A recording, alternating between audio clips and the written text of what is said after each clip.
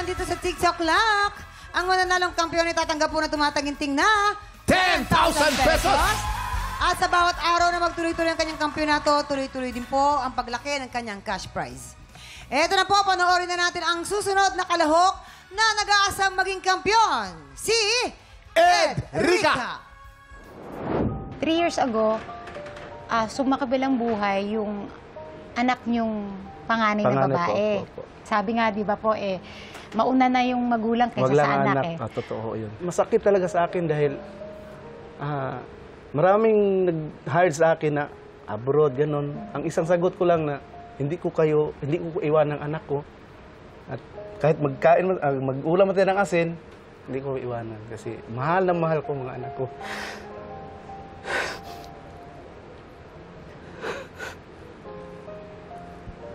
Halos sa kasada nang matulog para lang sa kanila. Ganun ang buhay. Tayo lahat, mamatay naman, tanggap ko yun. Para sa kanya, maaga pa eh. Sobrang sakit talaga niya. Para akong sinakluban ng langit at lupa. Sa awa ng Diyos, nagdasal ako. Unti-unti kong na-move on. Nagli-minister ako. Nagdasal ako na tulungan mo ako, Lord. Ngayon, unti-unti na naghilom ang sugat. Kung may message po kayo sa inyong panganay na anak, ano po yung gusto niyo pong sabihin? Day, Judelisa, kung saan ka man ngayon, yung pangarap ko ng kapatid mo, nung habang nabubuhay ka pa, itutuloy ko yun.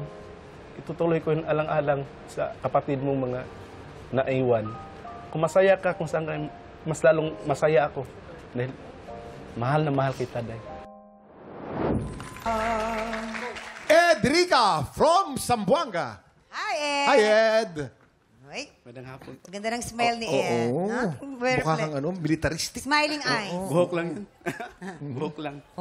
Parang kang marino, no? Oo nga. Pero ang boses matindi, very Yes. Kaya nga kanina, Kuya Kim, akala ko Bakit? Ex-marine. ex-sundalo eh. Kasi yung gupit eh. Di ba? Tapos yung tayo, matikas eh. Matigas talaga. Diba? Idol kita, sir. Ay, lalo na. Salamat. Ayos na!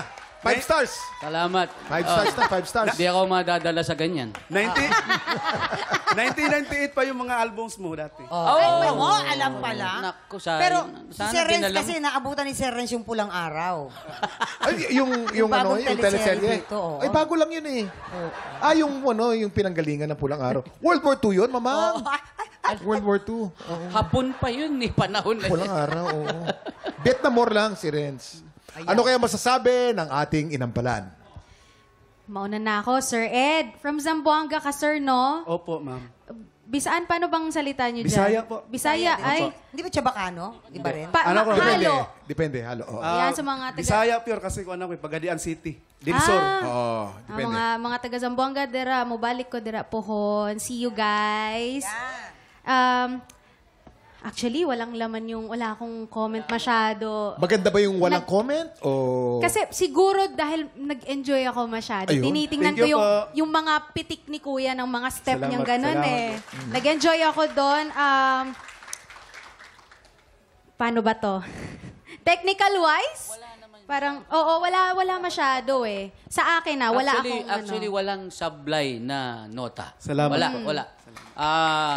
Kaya walang masabi si Hana kasi nasa pool niya halos lahat ng ano niya. Thank you po. Yun. Ayun na yun, Ed. Thank you. Kuya Ed, alam nyo, nakakahawa yung good vibes na dala-dala nyo. Kanina pa lang, nung nakatayo kayo doon, napapangiti kami kasi very positive yung aura nyo, yung dating nyo. And even nung nagpa-perform kayo, napapangiti lang ako sa performance nyo. Ang ganda ng voice quality nyo, buong buo. Kung meron ako masasabi, yun ay ang sobrang exciting ng match-up ngayon. Kasi parang labanan ng iconic Filipino songs. Salamat. So, yun lang masasabi ko. Congrats po sa inyo. Thank you po. Pinaganda mo pa, Daryl eh. Labanan ng iconic. Labanan ng luma. Yun ang totoo. Yun. Oy, grabe naman. Hindi po, Sir Renz. Tuwan-tuwa nga ako dahil alam na alam ko ito yung mga kanta eh, di ba? Na bumabalik tuloy yung aking mga nagsimulan nung aking career, singing career. Yung style ni Ed, lumang style ng pagkanta. Yan, ganyan na ganyan. Yung mayroong mga pabigla-biglang, pitik. mga pitik, di ba? Yan yung luman-luman style na gugulatin mo yung kalaban mo. Kailangan matakot ka rito sa gagalaw ko. Sa pool niyang mga nota, medyo kinakapos ka lang ng hinga doon sa ibang parts. Kasi siguro, ang haba naman kasi nung ginagawa mo doon sa ibang parts. So, ang nangyayari, kinakapos ka. Pero, maliit na bagay lang yon, Ed. Maganda ang delivery mo. Halos wala rin akong masabi dahil, alam mo, pag lumang tao, mahirap magsalita. Kaya, kailangan nire-respeto. Ayan, okay. Kuya Kim, maganda ang performance ni Ed. Maraming salamat. Yung dalawang kalahok natin, very minor ang puna ng ating mga inampanan ngayong araw na to, ha? Ibig sabihin, close fight to, mamang. Nako, pahirapan na naman to. Eto na. Eto na. Ano naman kayang score ang bibigay ng ating mga inampalan? Sir Ed, ang bituon nga akong ihatag sa imo karong adlaw kay...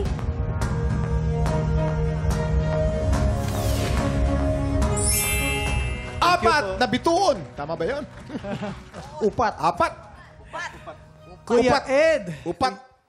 Kuya Ed, ito naman ang mga stars ko para sa inyo.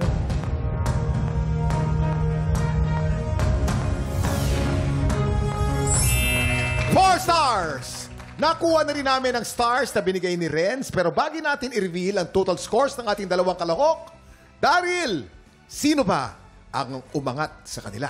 This is Kuya it. Kim, Mamang, alam nyo, sobra kaming nag-enjoy sa performance po nilang dalawa. Talagang napakalupit na throwback. Ika nga. Oo, Pero mas nag-enjoy. mas nag-enjoy kayo, kuya, no? Oo, dahil alam ko yung mga kanta nila. Ayun. Oo. Pero ang napili po namin ay yung nakapagbigay ng sariling interpretasyon sa kanilang mga kinanta. Nagbigay ng ibang flavor. Yun.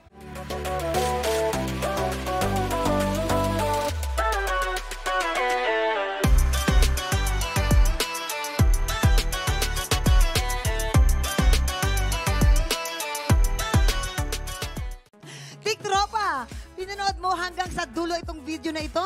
Abay, very good ka! For more happy time, watch more TikTok Lock videos on our official social media pages and subscribe to GMA Network official YouTube channel.